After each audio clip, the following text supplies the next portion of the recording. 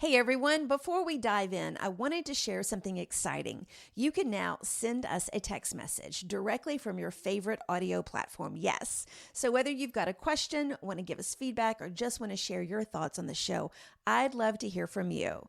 Look in the show notes at the very start and you will see the phrase, send us a text. Click that link, send us your message, and that's it. We can't wait to read them. Now, let's jump in with this episode. And I remember looking for my family afterwards in the stands, but the whole town was there. All 800 people in Weeping Water were in the stands, and Oh my God. it was insane. It was insane.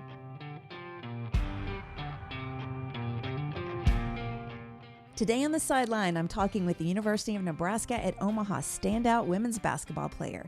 Grace Cave is up next.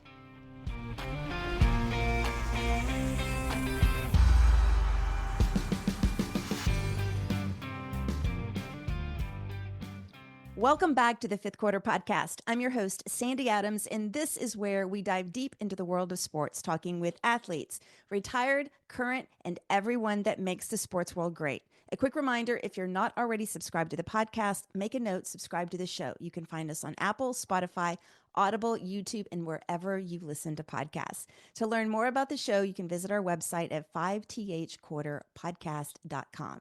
Now, grab your iced tea or your coffee. Get ready to be motivated and inspired because this is where the real stories are told.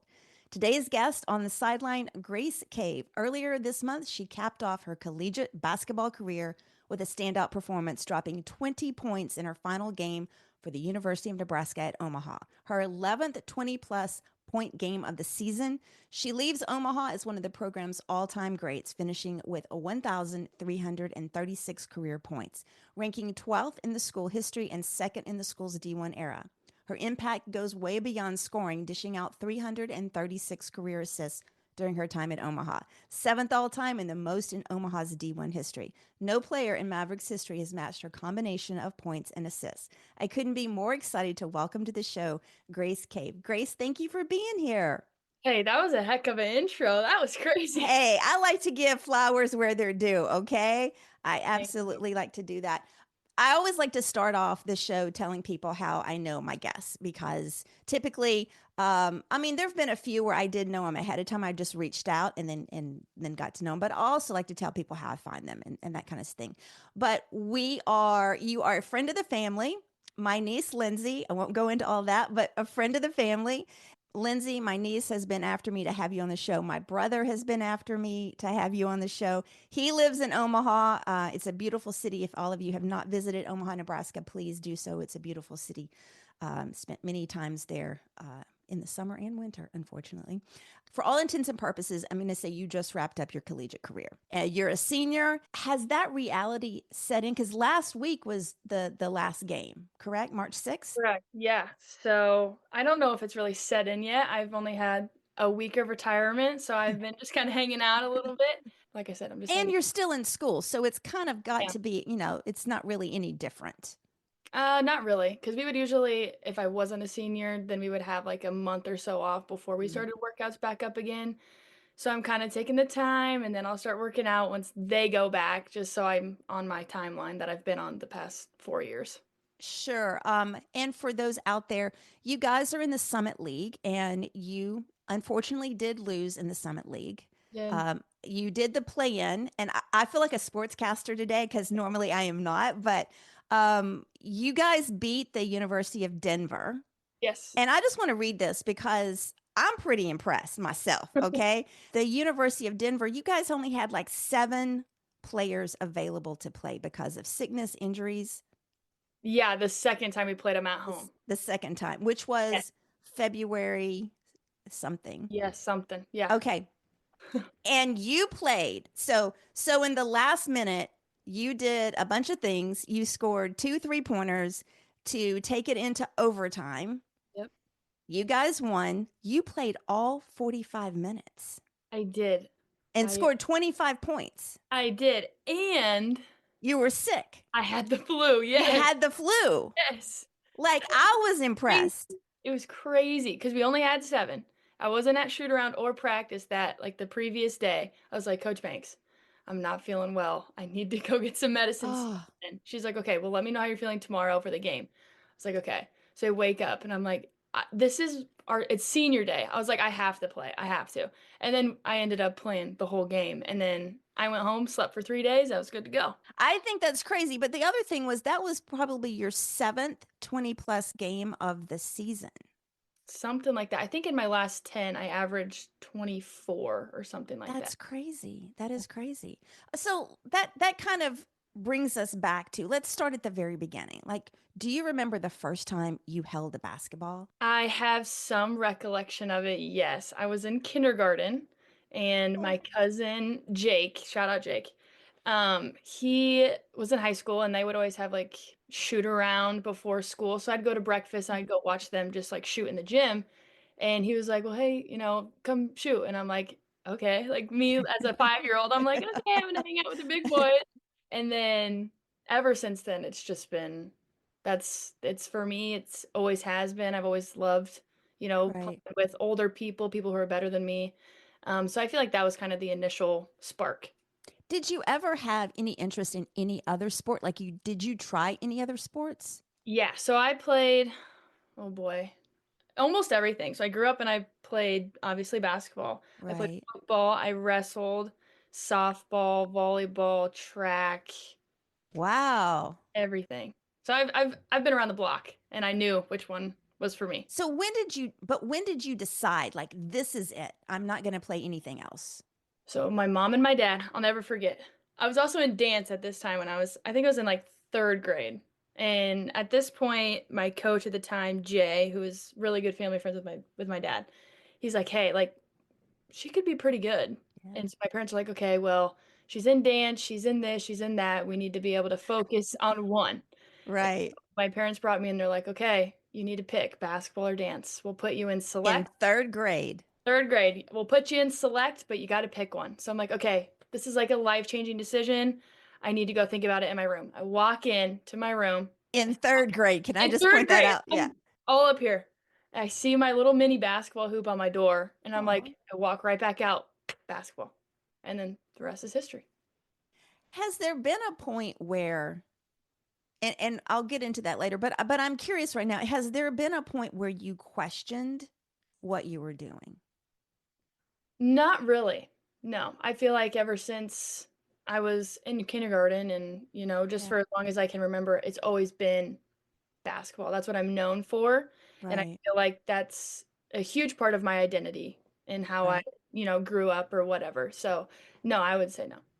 Okay, so that brings up a good question. So my podcast, typically my guests talk about their fifth quarter when they've retired from sport, whatever that is, from competitive competition, and how they like translate into a different career. But I also developed a sub series called On the Sideline because I wanted to talk to current athletes like yourself, and people that are in the sports world in general, because I just think that has a more well rounded approach to everything. And everybody has a career story, everybody has a career journey, resilience, whatever that is. But my question then is, if you take basketball away from you, how would you describe who you are? Forget the basketball portion. How would you describe who you are? And the reason I ask that is because so many of the athletes had such a hard time getting into their fifth quarter because they didn't know who they were outside their sport. But I It also think, I'm sorry, I keep interrupting. I so you're also think I also think, if you go back and listen to Michael Jordan and Kobe Bryant, you have to have that passion and go all in on one thing. However, there's going to come a point when that career ends. And to be, I think, sane in some aspects, you have to have something else. So, who are you outside of basketball? if you haven't noticed already, one thing about me, I'm an extrovert. I love talking to people. Oh, So thank God. that is me. Like that is literally I could go talk to anybody about anything. Like that is who I am as a Right. person. I just have always been across the board with my friends or whatever. Um, so that's me. My major in college is communication because I just love talking to people. Um, for going back, so my 5th quarter, I am still kind of figuring that out. Right. It's only been a week. Right. Um, I do, and I think we're gonna talk about it later, kind of like Yes. what's next for me, so I'm not Right. gonna get too much into it. But if I did have to take basketball away for like from my life playing wise, there's no way that I could just drop it and never look at it Right. ever again. I really want to get into coaching sometime down the road. Right. Right. Um, but if basketball was never invented and I was just another athlete, I would probably have to play another sport or something. Yeah. You know, Pickleball. Have you ever I, played d- pickleball? what now? Have you played pickleball? No, I have not. Gotta try it. I think that would be my backup. Really? It's such a weird name, pickleball. Pickleball. I It, mean, it's like, I'm like, do you, I mean, I know what it is, but I'm like, when I first heard it, I'm like, does it, like, why is it called a pickle? Like, I don't get that. Um, that's fair. Why is it yeah. called Yeah, I don't know. pickleball? I'm a huge basketball fan in case Lindsay didn't tell you. I've never played. I wasn't allowed, oh, I wouldn't say I wasn't allowed to play sports, but when I was really young, we didn't have a lot of sports out in the country. I think we had softball and tennis. Um, but my mom wasn't an athlete or anything, and I just didn't do that. My brother was allowed to play. I know, guys, I'm digressing. My brother was allowed to play football. He got hurt like the first week, and my mom was like, "No, you're done." Yeah. And so he did band, I did band. Okay, we're digressing there. Okay, that doesn't Okay. matter. I just I love the whole story about athletes and about their transition, and it's so relevant to anyone whether you've played sports or not. It's just like any other job, you eventually have to transition, and we will talk about if you are really going into your fifth quarter or not. We'll get into that in a second. But when you were a little girl, you grew up in Weeping Water, Nebraska, and I think that is like the best name ever. It's just like so Nebraska, right? It's just such Very, a very. great name. Who was the first person, and I think you may have talked about this, who was the first person that really believed in you as an athlete? That's kind of a tough one because I Oh, can't not say my parents well, because sure. they made the decision for me to, hey, she had, Right, she could be good. So, right. and then Well, let's take them out of the equation because they're your parents, right? I'm Okay. going, I'm gonna say, shout out Mr. J to me. He was my first ever basketball coach, and he's the one that was like, hey, you could be pretty good. So I'm gonna shout out Jay, and he actually was my coach from third grade till sixth grade, and then he came back and was the assistant all throughout high school Oh, that's really for my cool. class. Yeah, so full circle moment. Let's fast forward to your getting into high school, and you went to high school at Weeping Water High School as well. What was that period like? So when you became a freshman, did you have any career goals? Like, did you even think about life after high school at that moment?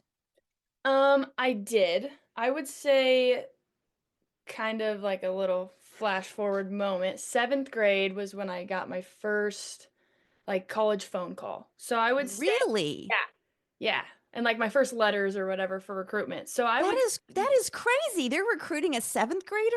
oh, that they start early, early.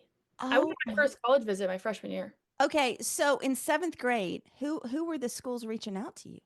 So Providence, Rhode Island was the first school that I ever talked to. And so I Yeah. told my mom, I'm like, Mom, like I'm so nervous Okay, to call this coach. so that brings up a question. How did people in Providence, Rhode Island know about this seventh grader in Weeping Water, Nebraska, which is out in the middle of nowhere, is it not? Literally middle of nowhere. Yeah. Yeah, no. So when you play select, you travel all across the country. So they saw me at like a summer tournament and then they Okay, so talking about select, that's AAU, correct? yes, yes. So when did you start playing AAU? I think fourth grade, Wow. early. There's a debate, and I don't know if it's obviously going to be different depending on what city state you're in, and I say that because like here I think there's a lot of politics involved in the AAU circuit.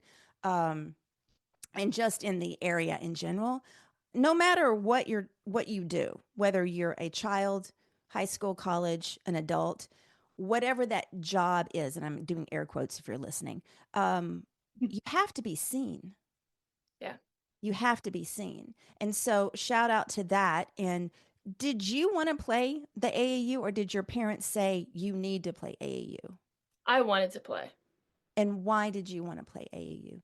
So you only for basketball, for those of you who don't know, Yes. hopefully you do know, but it's a long season, but it's only in the winter. So if The I were AAU no, or the just high school. school or school Okay. ball is Right. only during basketball season, which is in the winter. I'm like, okay, well, what am I going to do in the summers? Good Just, point. you know, shoot hoops outside like I always do.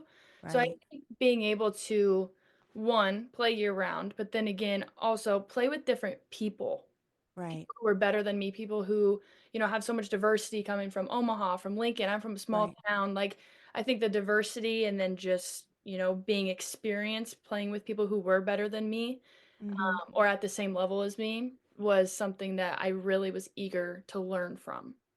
We had back to the women's coaching staff, one of the players on there, she talked about how when she was in high school, they didn't really use weights back then. They didn't really like start build. And I've seen your pictures. Your arms are like crazy defined, okay? Thank you. But it made me remember her story because she talked about how the first experience she had with weights was in college, Oh, wow. and that she used to go and play like pickup ball with the men's team. And a couple of the other female basketball players that have been here have talked about how they needed to go play with the men because they needed to be able to get used to being hit, get not in a bad way, but getting used to that physicality and also playing up. You want to play up if you want to get better. Right. Because Yeah, I think if you're the best person on the court, you don't truly have any competition.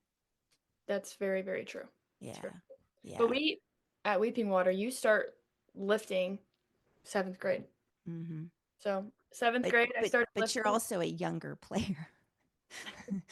You're also a younger player, and I think that because you're 21, Yep.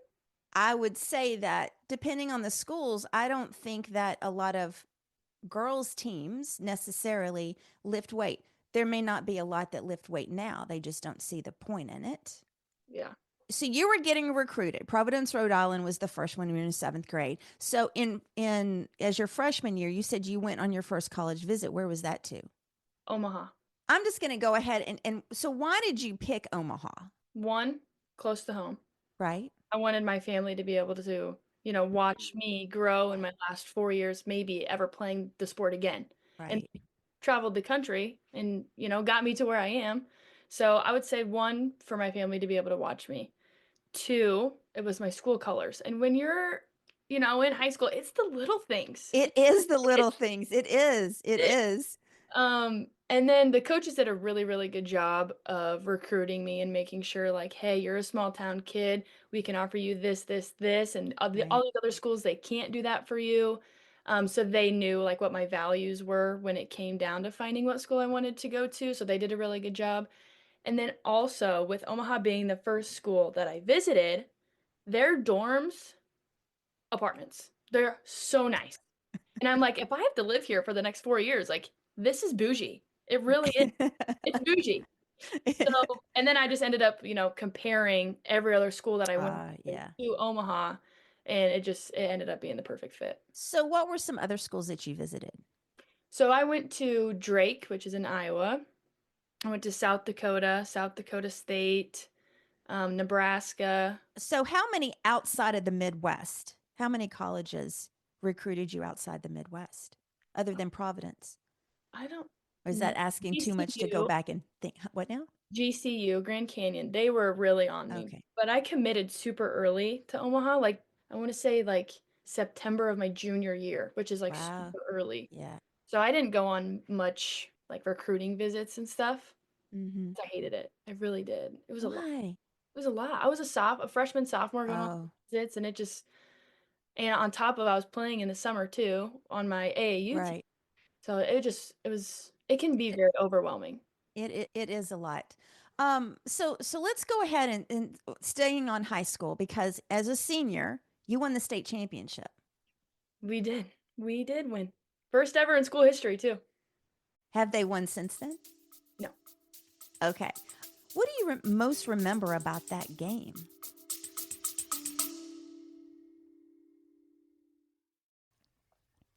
All right, before we get into the next topic, I want to take a quick moment to tell you about something that can really help you level up your personal brand. I've created an exclusive new book called The Visionary Personal Brand Playbook. It's perfect for those of you who have big goals but aren't exactly sure how to make your brand stand out, or for that matter, where to even start. It's packed with actionable tips that you can start using right now, today. If you're interested, head over to my website at sandy-adams.com/playbook and grab your copy. Now back to the show.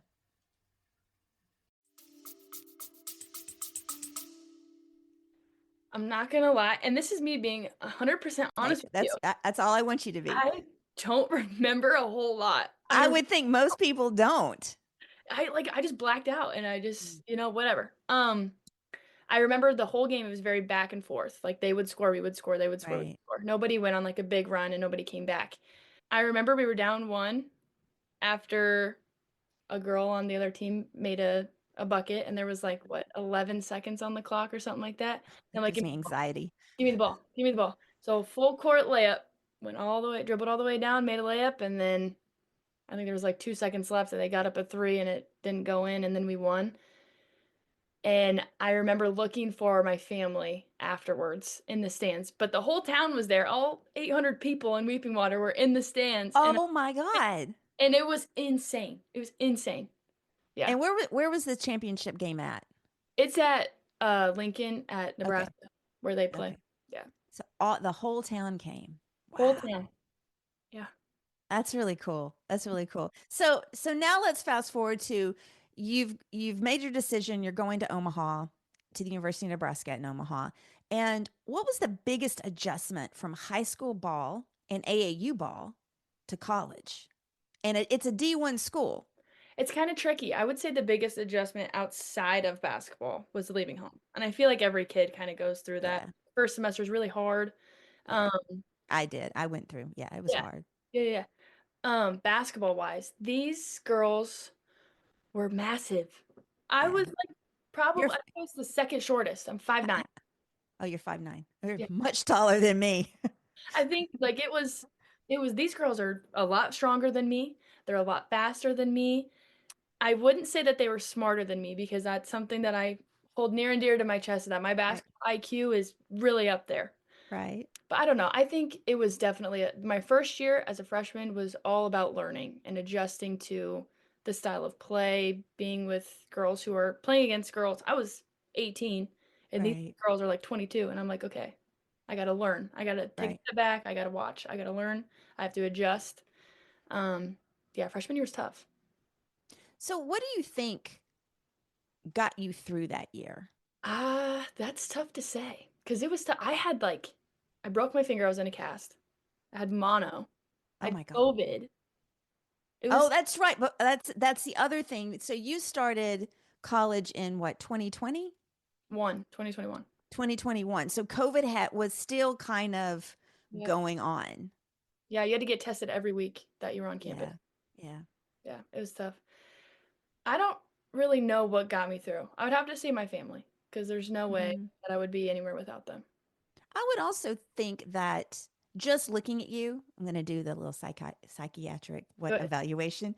good. I think that you have a mental toughness because yes, you have the support of others, but when it comes down to it, you have to get up every day and do it.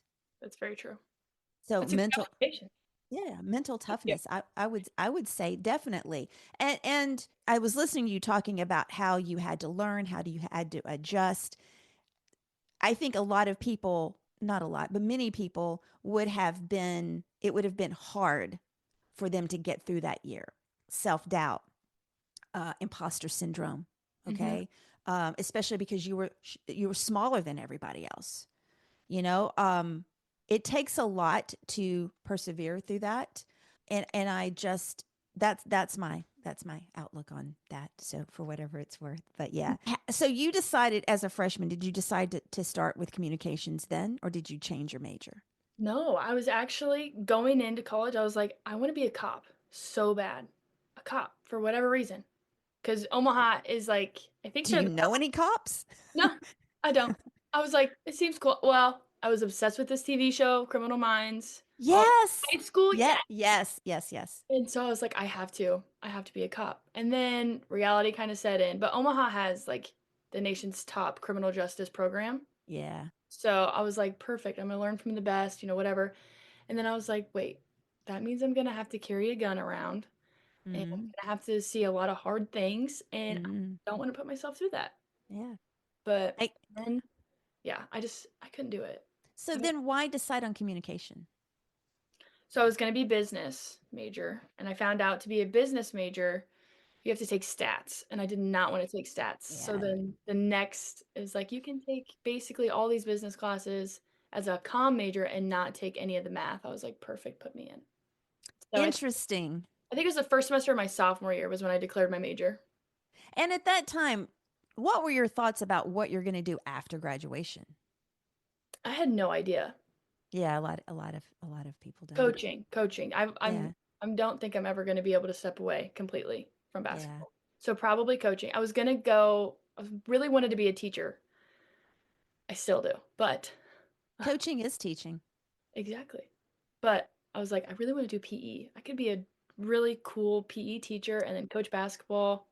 So I will tell you this, you would have a better chance of getting a job because so I have a master's in education. Mhm. I'm certified to teach high school history and government. Wow. I spent 5 years going to school at night for my graduate degree. Went overseas to do my student teaching. Where'd you go in overseas? Germany and England. I spent 6 weeks over there. Paid the money to do that, came back and graduated and went and interviewed, put my application in with the Memphis City School System. And they literally said, we don't have any job for you. Too bad you don't coach. Because most history teachers are coaches. That's very true. Now, Crazy. it is crazy, isn't it? So what I'm saying is you would easily be able to do that. You just have to get certified in PE. But yeah, you'd easily be able to do that. But coaching is teaching. And, the issue here that we're having because Memphis is a basketball town, in case you didn't know that, it is. The thing that we have is we have a lot of, I shouldn't say a lot, there are coaches that never wanted to teach anything. They just wanted to coach. Yeah. And the issue is coming within the school system as, oh, you need to be a certified teacher and a coach because the schools are starting to want the coach to do something else besides just coach. Yeah. So you're set up for that. A little bit of career advice there just for you. So You take what I get. that's right. You didn't know this was like a working session, did you? Okay, so you get through your freshman and sophomore years. You've declared your major in communications. And at this time, have you thought anything about after college? So this is like the transition period where I was like kind of starting to think future wise, like, what am I going to do after I graduate? What if basketball isn't in the picture for me? It's too Right. late to change my major to education. So what am I going to do? So UNO has a super cool program where you can get your minor in real estate and then they'll pay for you to take your test. Oh, that's cool. So I have my minor in real estate. So that's always in the back of You're my a jack of all trades, like literally. right, yeah. So that's kind of if all else fails, real estate is always something that I can kind of fall back on. Or So you can do it on the side. yeah, it's very true. You can do it and do the other things too. Okay, so now let's talk about every athlete I feel, or the ones that I've interviewed, have always had that moment where they've hit this wall, whether that's mental, physical, or emotional. What did you have a moment like that, and if so, how did you get through it? I think that would go back to freshman year when I Mm, went through, the sickness, the right. um breaking my finger. That Yeah. was crazy. Was First, it your shooting hand? no, thank goodness. Okay. It was Okay. and then on top of that, like adjusting to college culture was a Mm, huge thing for me. Like you come from a small town, everybody knows everybody. yeah. I'm going to Yeah. class.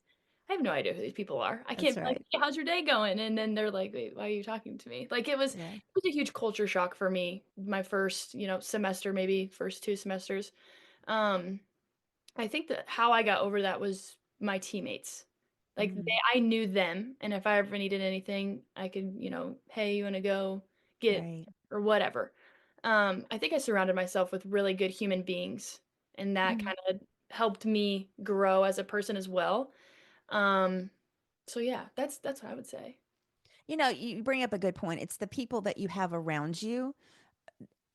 And I think times we get people around us, and I've had this too. I get people around me that are not as supportive or are jealous or have their own issues.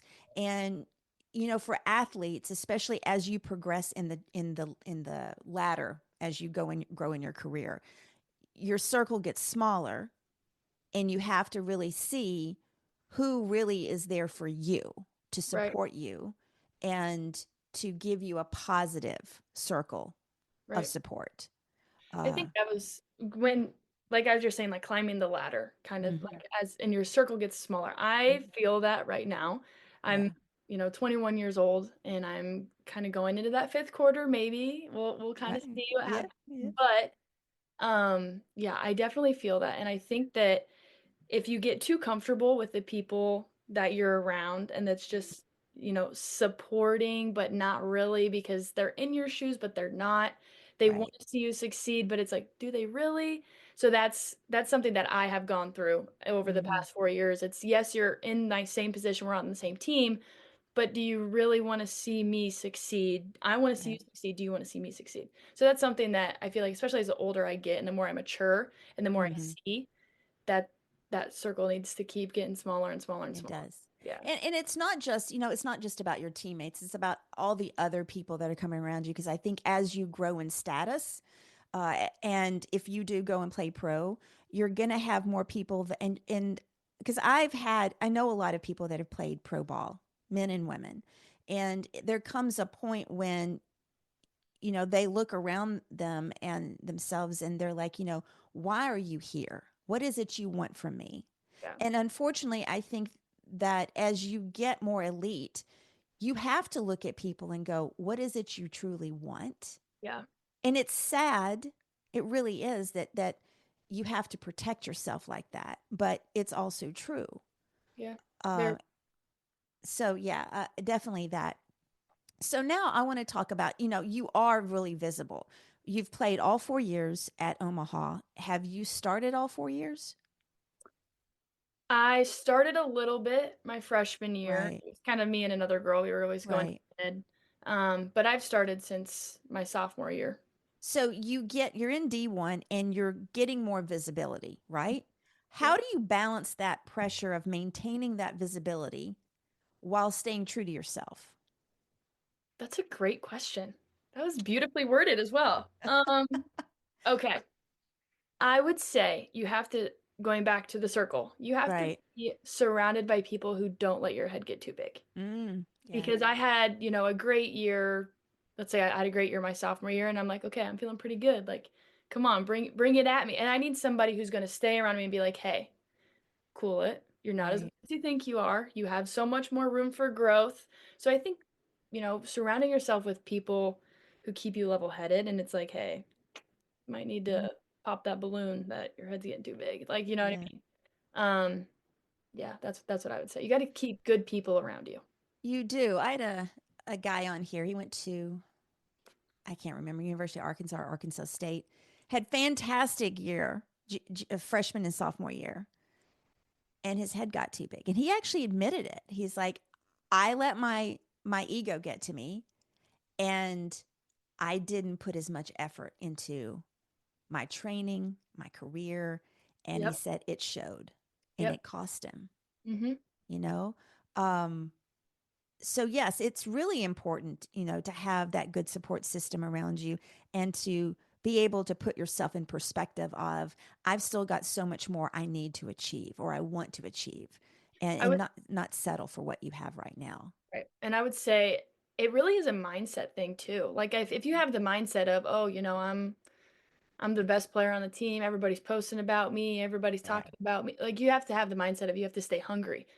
You have to, Right. want more. You might have everything that you've ever thought you could have, but you have to keep wanting more, and that's how you can kind of keep yourself Mm. level, You grounded. know, you brought up one good point there, talking about social media. So you've grown up in the social media era. I have, You yes. have. And NIL. So your college career was basically most of it was in the NIL era. So let's talk about social media. How much pressure did you feel as a female athlete to show up on social media on a regular basis? Um, I would say not a lot of pressure, just solely based on the fact that Omaha isn't, a very predominant Right. school. Right. Like mid-major, and then if you look at Lincoln, who is Big Ten, like there's a huge Right. difference in Right. social media, campaigning, marketing, whatever. Right. So I would say now as a female athlete, I Mhm. know a lot of people, girls at Nebraska, who do feel that pressure to put out for their fans of, Right. hey, this is what I did, this is what I'm promoting, like the influencer stuff. Right. At Omaha, not that much big of a Right. deal just because the fan base is Right. a lot. Did you have a lot of NIL opportunities at Omaha? Yes and no. It was basically kind of self-taught because it was so new too. Right. Um, as I got as I climbed the ladder over the last 4 years, I did get a lot more this past year. Mm. Shout out to Control. They used to be a thing, but that was my first ever NIL deal. It was a cute little coffee shop and a cereal bar. Well, that's in Omaha. Yeah. It's not a thing anymore, but So how did you get that deal? Did you go out and approach them or did they approach you? so I saw one of their videos on TikTok Hmm. and I was like, "Hey, this is super cool. Have you guys ever done an NIL?" They're like, "Oh yeah, we do them with Lincoln men's basketball players at our other store or whatever, different company. But we would love to, work something out with you if you want to come in and we can chit chat." And I'm like, "Absolutely." So every time I would go in, I'd post them on my Instagram story and they'd give me a free coffee.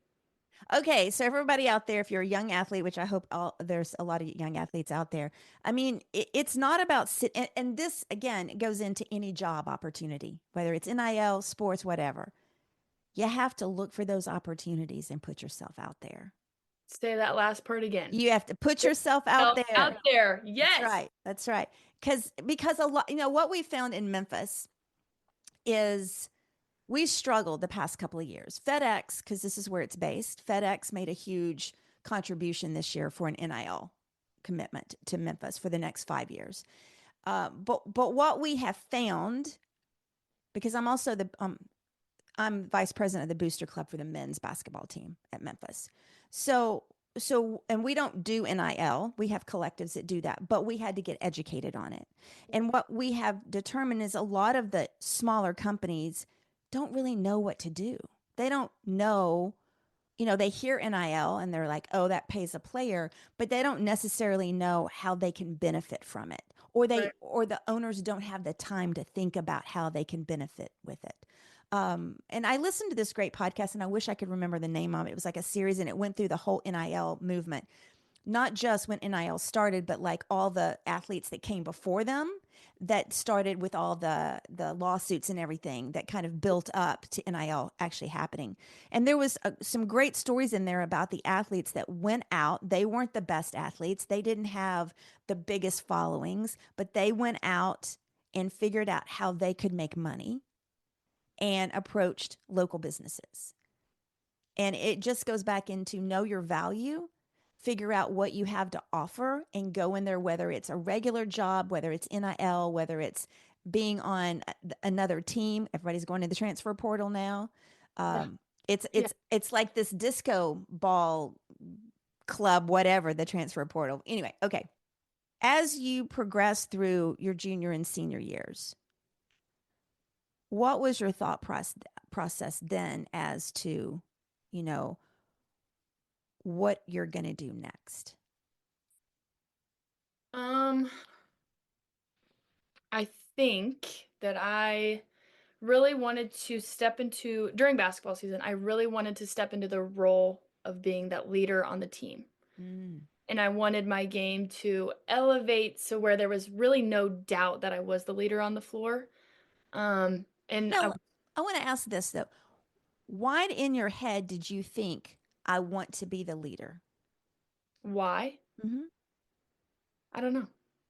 It just something was calling my name saying, "Hey, you need to grab the team by the horns and take them where you want to go."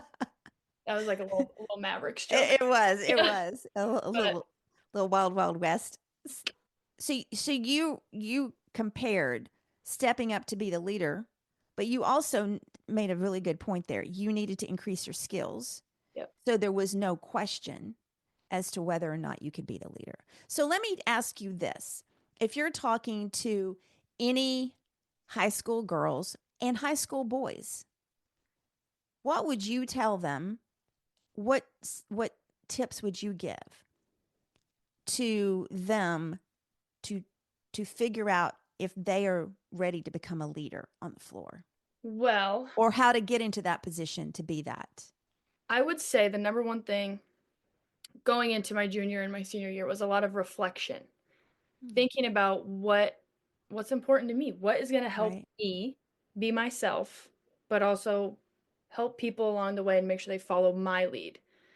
Um, I don't know if there's any advice that I could give besides stay true to who you are and try to Right. make yourself better because once you make yourself better, everyone else around you is going to want to follow you and be as good as you. And that's how it's always been. It is. And I want have anybody has watched the documentary about the dream team. I think it was the second one where Kobe, he made the team better not by saying anything to them. He was getting up and going to work out at like In the 5. morning. Yeah, and all the other team members were coming in and they would get on the elevator. They were going to go up and he's like going to work out. Yeah. He never said anything and they started feeling guilty. Yeah. You got to lead by example. You have That's to do right. like if the coaches ask you, if you're out there and your coaches are like, "Okay, hey, we need you to shoot for 30 minutes after practice every day." Well, why not go 45? Why not go an hour? You're only going to get that much better. What you put into whatever you're doing, a job, basketball, Mhm. anything, that's what you're going to get out. And I think that was another kind of good realization for me Yeah. going into, my last 2 years.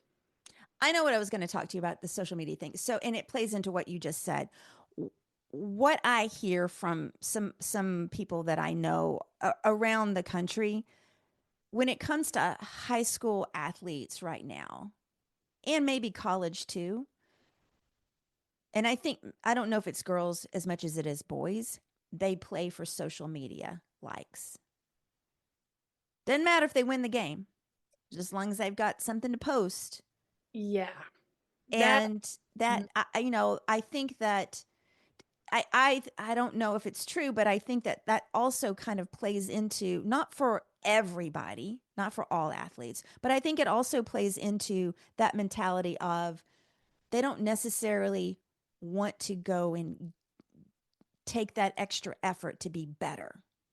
I have a lot of thoughts on that because I have played with people who do have that mentality, who their, if you will, their why they Mhm. get up every day, why they do what they do is for social media. And Right, for me, that's really, really hard because I've never, like, I could delete my Instagram, I could delete all my social media and still be the exact same person. right, What I post on social media is raw and it's exactly what I'm doing. It's all basketball. It's all basketball. right, So that stuff's really hard for me because it's the society that these kids are going to grow yeah. up playing. Instant gratification. Correct. That's what they're looking for. Yeah. And when I was growing up as a kid, we didn't have that. My coach ripped Right, my behind, and then I was lucky if he was going to say, "Hey, you played good today." But that was like that mental toughness going back to what you're talking about. Like mhm. I really struggle with that piece of the instant gratification, but then it's also if these kids are getting gratification through social media, where's that mental toughness going to come into play? It's not. It's not. It's not. And the other question around here, because the Memphis men's team did not have a good year last year. And I have to be careful how I say this. And from a spectator's point of view, especially with NIL these days, it seemed apparent that there were players, not just at Memphis, but elsewhere, that had no desire to go to the NBA. They were being paid well, and that was their motivation. but their motivation wasn't to go out and win games. It was just to get paid. And Yeah. you could see it in how they played. And there's been a lot of talk lately about, as great as NIL is, what pushes athletes in college to want to go to the next level if they're probably making more now than they And ever would? yeah. Because the majority of them are never going to get drafted. They Right. may play pro ball overseas, and that would be it. And like, there are a lot of college basketball players that are making millions of dollars Millions of dollars as a for NI as 20-year-old. yeah, in NIL. So what's their motivation then to go and do anything else? What's their motivation to show up every day and do more? Right. But then on the flip side of that, there are people who are like, okay, I'm getting all this money through NIL. I need to be able to prove them right and go Right. and produce and put a good product on the floor. One of my friends, I would say, he played at Omaha last year and he now is at Michigan State. And Okay. he is probably making, good money, but he also wasn't the kid that wasn't going to go to the gym every single day. And he's having a great year at Michigan State. They just won what are they? Big 12, Big 10? I don't know. I They're, don't. they won their conference. So, I mean, shout out Frankie. He's having a great year. It's funny. Dwayne Wade was on the Today Show. He was a co-host all this week on the fourth hour, and he was all excited because he's in New York doing the show. Okay, and Marquette, which is I guess where he went to school, Yep. they're playing, and so the Today Show was going to let him off early so he could go to the game. And so Jenna Bush, she was like, "Well, is Texas in it?" And he's like, "I don't know. I don't follow anybody else but Marquette. Like nobody else exists to me." And that's kind of like I am. Like I know who everybody is, but like I don't like follow like if they win or not, only if Yeah, it I concerns don't I don't really follow anybody. Like I know, like if I know somebody on the team, I'll follow yeah, him, and then yeah, that's about it. Yeah. yeah. Um, so yeah, that is a tricky combination about the NIL. I love to see that these players, because there's so many players that are not going to go to the league, especially the women. There's less opportunity, right? And this gives them a chance to make money for their families, to put money away for them, and to do that. So it is kind of a catch-22, and I think that because there are crazy numbers right now, players expecting that don't even like career like they're well, I can't even think.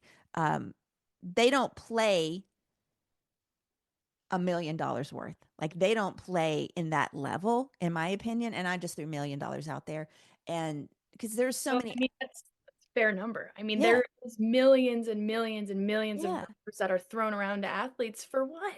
To sit the bench? exactly, exactly. And I just read UNL, not UNLV, yeah, University of Nevada at Las Vegas. So their coach, the school owes him $31 million, and they don't have the money to pay him. And I want to say there was a thing about the football team and some NIL issues, and one of the players refused to play last fall and said they weren't getting paid their NIL money. And so there's a lot of issues about that. And Alabama obviously is the one that for football is the one that makes crazy money. And you're seeing all these, you've seen like two or three high profile coaches that have resigned in the middle of the season because they're tired of dealing with the NIL issue. I know we sidetrack, but I think it's a good conversation because you're in college right now and you've kind of played in it. Um, so now um, let's talk about women's basketball right now. So all last year, Caitlin Clark, um, the whole atmosphere around her and just everybody else playing in college women's sports, right? But it's having a moment right now and it's continuing to build. And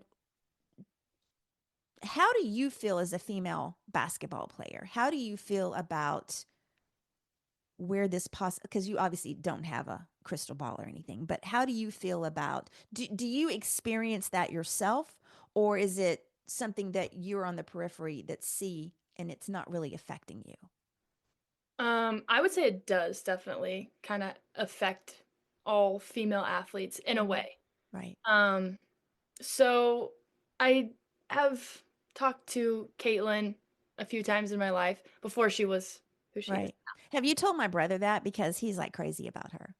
I have not, no. You Well, should, because he like wants your autograph. Okay. she played at All Iowa Attack, and I always played against her. Right. Uh, Really? yeah, she cooked me. But anyway, um, going back, we can go kind of tie this into NIL. So Okay. my junior year, there was an NIL opportunity with a company to make jerseys for Mm-hmm. somebody on the men's team. And I'm like, well, why do, why don't we have I have more Instagram followers if that's what because that's usually what Yeah, it is. it Like is. what It's you do is exactly what they'll it is. promote and promote their stuff. That's right. I have more Instagram followers than him. Well, why can't I get it? So I had to go and I went to the company and I said, hey, I want this, I want this, I want this. Can you give it to me? If not, I'm gonna go somewhere else. And they're like, yeah, we got it. We'll do it for you. So I feel Okay. like Good for you. as a female athlete, yes, we are climbing the ladder, going back to your lingo. We're Mhm. climbing the ladder, we're taking steps in the right direction. You can look at like the viewership of the Yeah. WNBA now. Like they had to move how many games last season for the Fever to play Hmm. and have a big enough arena. That is so cool to see. Exactly. Um, but we're still, as a female, we're still trying to get that equality with the on the men's side. Mhm. We know the viewership is there. We know the support is there. We just got to keep fighting. Just And I think your example, their story that you just told, kind of sums it up. These companies look at the men and offer it to them, but the women have to go out and get it. yeah. They have to recognize the opportunity and then do something about it. And it's always been that way. And I Yeah. don't know if it'll ever change. I remember, gosh, 3, 4 years ago, wasn't very long ago, the NCAA March Madness, one of the Yep. places that they were playing, Yep. I know didn't exactly what didn't you're have a workout facility Yeah. for them. Yeah. That's crazy. If you guys That want to see if they want to see the video, look up Sedona Prince March Madness video and it will explain everything. It was on like Good Morning America. Yeah, it made like it was everywhere. Yeah. And that's just crazy. Um okay, so we digress again. But that's okay. I think these are good conversations because I think it's interesting to have your perspective, and obviously your perspective is just one place, but a lot of the things that you've said, I think really are good tips and good explanations for across the board. So let's talk about the conversation. Um, you and your teammates and other people, do they talk more about women's sports now as opposed to several years ago? Do you forget your teammates? Do you hear people in general around you talking more about women's sports? Oh yeah. Oh Yeah.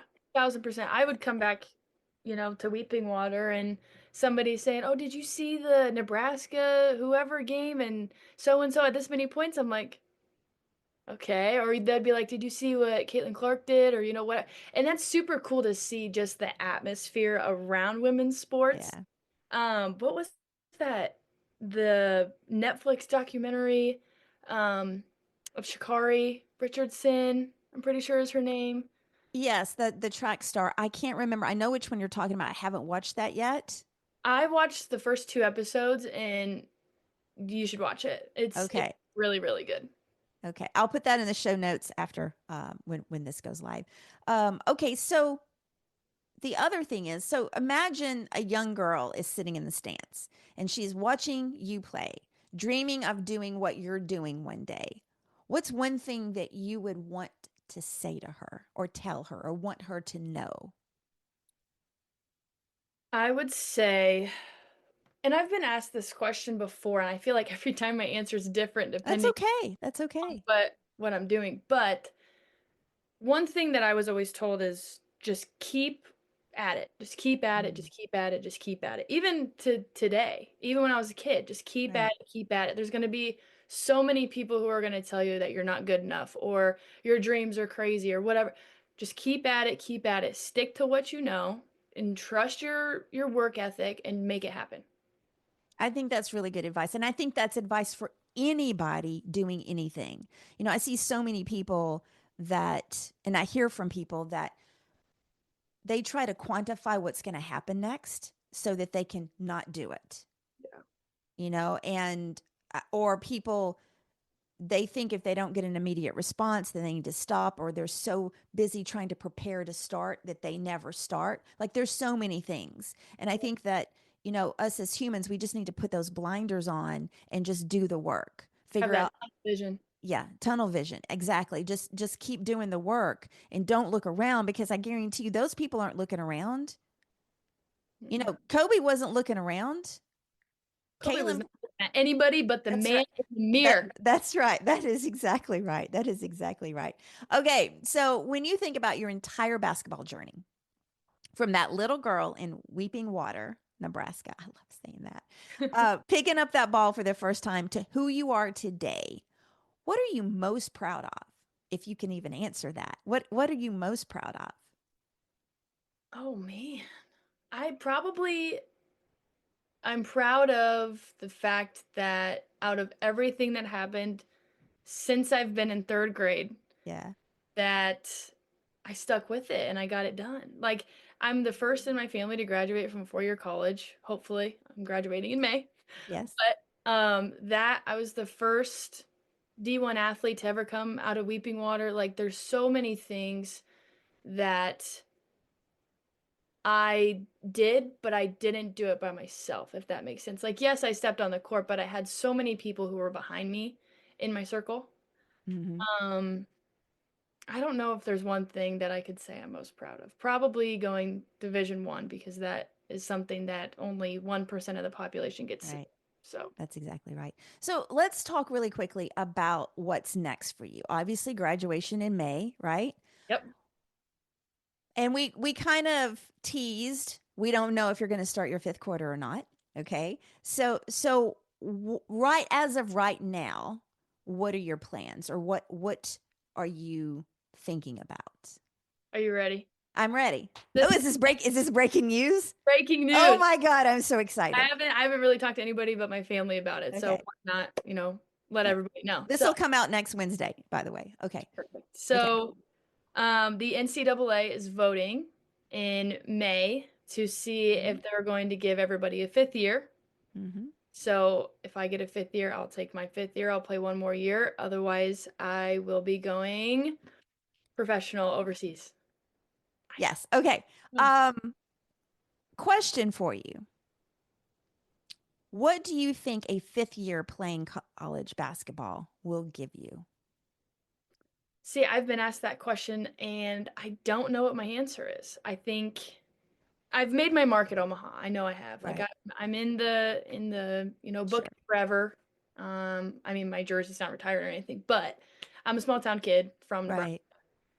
Um, I feel like if I decide to stay at Omaha for my 5th year, I could really capitalize on everything I did this past year.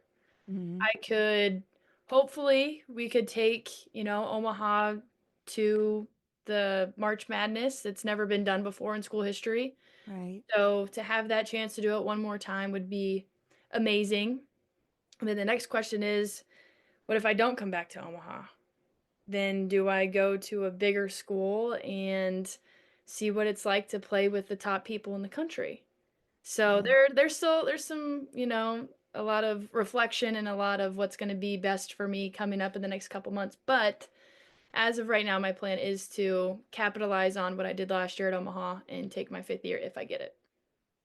Good answer. Good answer. Thank And life changes. It can change tomorrow. Things happen all the time, and you just have, as we talked about, look for those opportunities where they are. Okay, so a couple of more questions, and then we'll be closing this down. If you could go back and talk to your 9-year-old self, 9-year-old Grace, what would you say to her?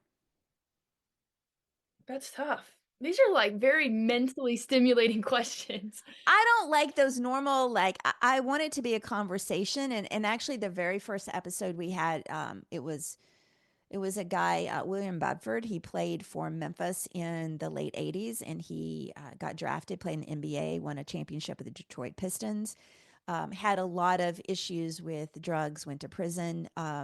And I actually, as a side thought at the very end, asked him that question. And he told me he didn't think he had a value. And I was like, that hurt to hear somebody say that. And so I just started, I thought that would be a really good question to ask people at the very end. So what do you think your value is to others today? My Oh, value. what? Whoa. No. I didn't let you answer the 9-year-old self. Okay, 9-year-old self, I would tell her to stay strong. That's what I would say. I would say Okay. there was a lot of people who didn't want to see me succeed, and I would say I did succeed. So just be strong and stick to what you know. Okay. Now, the question I was talking about is Value. what do you see as your value today? Or what do you see as your value to others today? One thing that I take pride in is being kind to people and trying to make people smile. So I would say my value today for others is to just encourage positivity and, make sure that people are doing okay because you never know what people are going through. That's very true, and that's great advice. And look, we've had an awesome conversation. There we go. Any last thoughts or anything out there? I do want to ask one thing because I've asked this before in other interviews. Was there one thing that you could have had in high school or college that would have made you a better player or made you tougher or something? Because I feel like as we grow up, we don't necessarily get everything that we need in order to succeed. And it's only looking back that we can see, oh, if I'd had this more, that would have helped me get through whatever happened to me. I don't think so. I think that I am the way I am today because of everything that I went through, high school, college, whatever. Um, I haven't really thought about it like that before. People could say like, "Oh, I wish I had a better, fan base or support Right. system." Right. But I feel like ever since I was a kid, like I've had a pretty good head on my shoulders about, I'm rocking with who and what I got, and I'm gonna make it work the best way that I can. I think that's awesome. I do. Thank you. Thank you so much for being on the show today. Okay, thank you all for listening, especially if you've made it all the way to the end of the show. Grace, thank you so much for being on the show today. I so appreciate it. Thank you. This was a blast. Now, another reminder to subscribe to the show wherever you listen or watch. My mantra is like, share, and review. Follow us on social media at 5THQRT Podcast. Until next time, remember, change is our ally and it paves the way for greatness. Stay inspired. Have a great rest of the week.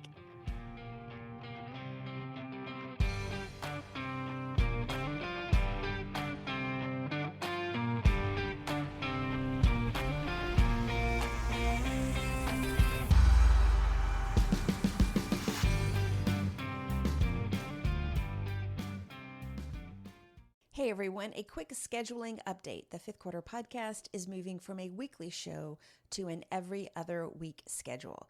Thank you so much for your support. I'm excited to keep sharing these amazing journeys with you.